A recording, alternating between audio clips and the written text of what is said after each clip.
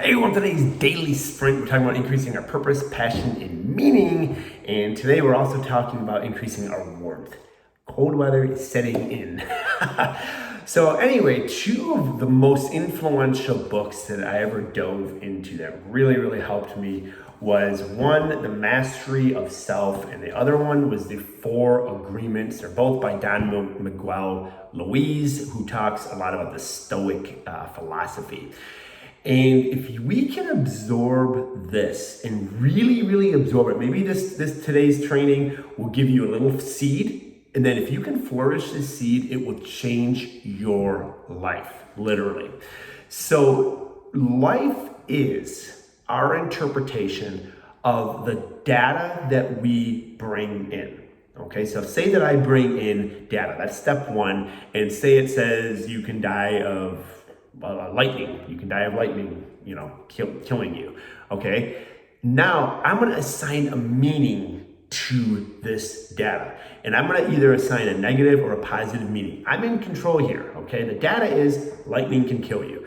I'm going to either assign to the data like, oh my gosh, I've got to avoid lightning at all costs. I've got to crawl under my car, get my whatever. When lightning happens, so I can assign a negative, a meaning of fear, or I can assign a positive meaning and say, but there's also 1 in a million chance, or whatever it might be, that lightning is going to kill me. So I'm actually going to take that 1 in a million or 2 million or 10 million chance and enjoy its beauty, because lightning is beauty. So here I'm assigning beauty and fascination with lightning, and here I'm assigning fear with lightning. The other thing is that we look at is a lot of the reason why we assign something one way or another doesn't even belong to you. In the mastery of self, a lot of meanings that we assign things come from what's called pre-domestication from our parents. So they pre-domesticated us. Then once they've introduced an idea or a meaning that we should assign something, then we're domesticated. So pre-domestication is someone else giving us their belief. Domestication is us holding on to that belief, and then that becomes an attachment where we actually defend that belief. So those are the three phases. I give you an idea, that idea becomes your own, and then you actually will defend that idea. Most ideas that our parents give us are great. They're good. Like my parents gave me an idea of a religion. However, and they did pre-domesticate me. I domesticated myself. However, before I became attached to that, I went back and did a lot of my own research. Okay, so really important that we realize that, but that's going on. So when your brain automatically goes to assigning a positive or negative meaning to something, go back to the etiology, go back to your childhood and be like, well, where did that meaning come from to begin with? And you'll find out it didn't even come from you. You didn't come up with that on your own. So the second thing is circumstances, when things happen to us. Say that I'm rear-ended in a car accident. Okay, I can assign a negative meaning to that. Oh my gosh, I just have horrible luck. I have the worst luck in the world. This stinks. This is horrible. So I've assigned a negative meaning to that. Okay, or if I'm rear-ended, I could be like, wow, man, this stinks, but I'm going to use this as a story to help someone else. And I'm just so thankful that I wasn't rear-ended and that nobody was, to a bad degree, and nobody was hurt.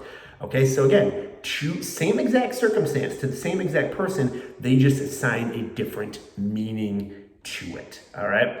And a big thing that will help you with all of this is whenever someone, say you're doing your sales calls or something that's a little uncomfortable, or if someone insults you, this book here, an insult can't come from a place of good meaning or positive intent, right? Okay, if I insult you, it has to come from a place of anger or maybe hatred or jealousy. All right, those things are all about me. So whatever somebody tells you, even compliments, this includes compliments, that comes from them and really doesn't have anything to do with you. I've seen this in my life. I've seen people where one day they're like my worst enemy, and then I see them 2 years later and they're like, man, I love you. It's like, okay, they're clearly going through a rough patch when they were saying mean things. Now they're going through a good patch, none of which applies to me. So if you're experiencing any rejection, or you're experiencing maybe some hatred or some bad things in your life, from other people, just remember that says everything about their character and what's inside them, and nothing as far as what's inside you. Now, what speaks to your character is how you respond and the meaning that you assign it. So this is really, really powerful, because whenever I'm insulted, I can then assign a meaning to that of, oh, that's a bad person, I'm gonna go into offensive. Or I can assign a meaning of, wow, this person is really struggling right now. They're going through a lot, and I'm gonna pray for them. Okay, so two very, very separate meanings. Hope this makes sense. I would highly recommend both of these books. Love to hear any questions in the comments. You have a great growth-driven rest of your week.